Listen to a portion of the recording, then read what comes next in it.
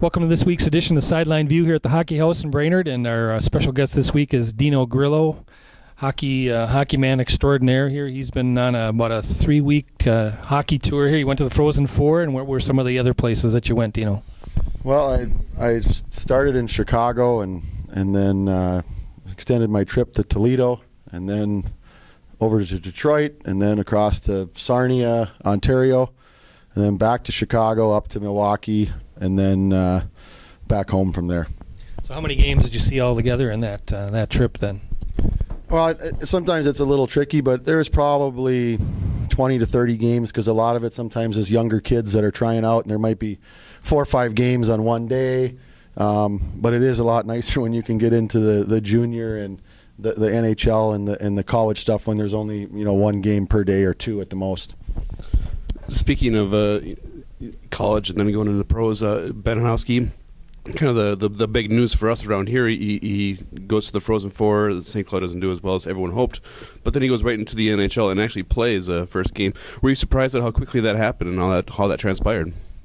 Well, I think in today's market, I guess, it's happening more and more.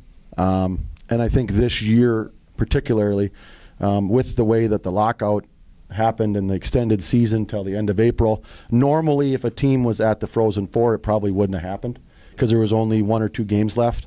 It has happened where guys come in for that one game maybe, but this was an opportunity, and you're seeing it more and more with, LeBlanc did it, Ben did it, I think Bukestad's doing it. So there is more and more of that going on, and it just gives the kids an opportunity to meet the staff, meet how things are run in their particular NHL cities. And the big thing they have to understand is it's a 5 to 6 game tryout, and come next year it starts all over.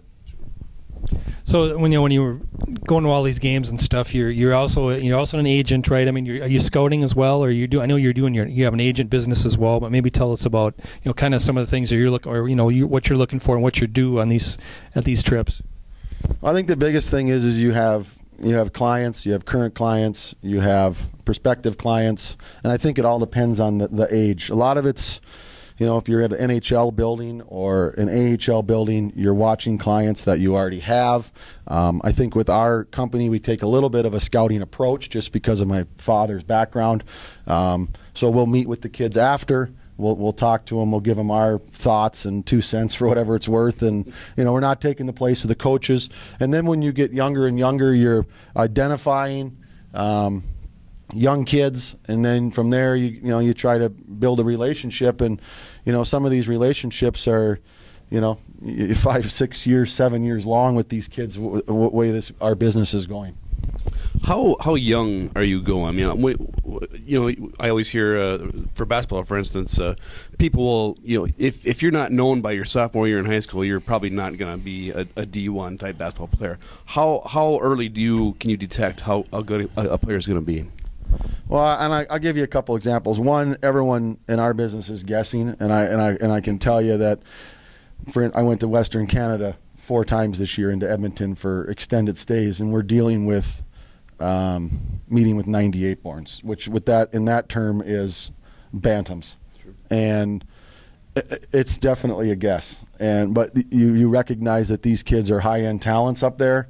It's a little different down here, but it's getting younger and younger down here as well. And then from there, it's a tough business to try to guess the right ones. Who are some of your clients? I know you have some NHL guys, and then you have some guys like in the minors and stuff, but just fill us in on some of who those guys are that you represent. Well, I think for the people around here, I think you would have Carl Sneap. Drew Olson got a little taste of what pro hockey's like here.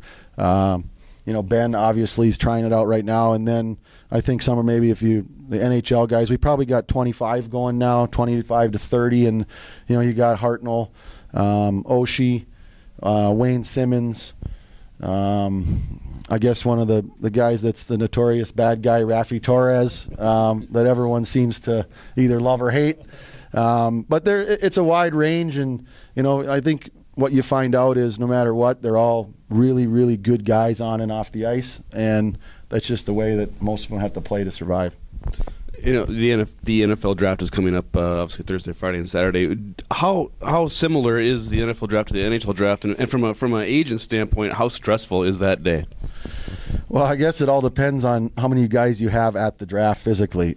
In our business, they're so young, and you know who a select few might be going early. And what we've tried to do is, first you meet with the families before the draft and let them know what can and can't happen, because it can be a very, very disastrous day if a family flies all the way out to wherever, this year's New Jersey, and they sit there for 2 days, and at the end of 2 days they're still sitting there. We haven't had it happen yet, but I can recall in Los Angeles we had a very, very high-end prospect who's playing in Anaheim now, Emerson Edom, and he waited till the 29th pick of that draft, and there was only 30 picks, and then they go to the next day. So it was a lot of sweating and a lot of nerve-wracking moments, but at the end we all you all stand up and scream and yell, and it's a good day. One of the other hats you wear, obviously, is pretty much directing Minnesota hockey camps up in Nisswa. Tell us, what that entails and what you got coming up this summer. And I know a lot of your guys, NHL guys and guys you represent that are minor league players are in that in the summertime. So just fill us in on what's coming up in the 2013 season. You also have the gym going, too, so tell us about that. Yeah, well, we're going to make it straight that my mom and my wife run the Minnesota hockey camps, but we're all involved. My brother flies in from Detroit, spends the summers with his family, so it's a really, really special place for my family, just for us all to get together, because in the hockey, I might see my brother in Toledo and I hadn't seen him in 6 months, and so that makes it nice. But we're running 9 weeks now. All the kids will come in starting, I think, June 17th. That tells you how much that I know exactly when it starts, because I got to go straight to the draft basically the first week. But it'll start then, and it runs till the middle of August. And most of the time the pros and the college guys and the junior players, they all come in for those last 2-3 weeks in August. And then as far as the gym goes, it's been I guess more a pleasant surprise for all of us. It's helped my wife and I tremendous just to get in the gym, and it's something that you always forget about, or when you're on the road traveling, and so it's been great. It's been great to meet the people that have joined. You're hanging out with people that I didn't know, and it's nice for us to be a part of the community, if that's what it entails, and it's been really, really neat to meet all those people. Jeremy, anything else you can think of here? Or I'm all hockeyed out. You're all hockeyed out. Dino, how about you? You hockeyed out, or you got some more left in you think? Well, I think it's really an exciting time for Minnesota people. I think with what the Wild did, I think we have a tremendous team, and they've put a lot of effort into it. And I think just with the whole area, with what St. Cloud did, and I thought it was special them naming Herb Brooks Arena for the guy that, between him and a lot of people don't know is the guy that brought Herbie to St. Cloud is a guy by the name of Bill Radovich, who lives just up the highway right by Zorba's. So he spends his summers here, and just seeing him around Toledo and the Frozen Four and the excitement on his face, and then for them to get that far and then name the rink after Herbie, which obviously we're tied with Herbie a long ways back with the camp, and so it was a really, really special. And you throw the Hobie on it for our camp as well.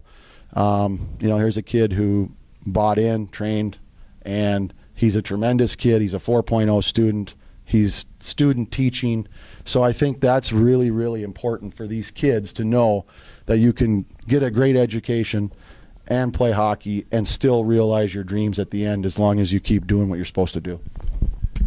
All right, we want to thank Dino for taking time out from his schedule to come and see us here this week, and we'll be back at the Hockey House hopefully next week, and thanks for joining us. Goodbye.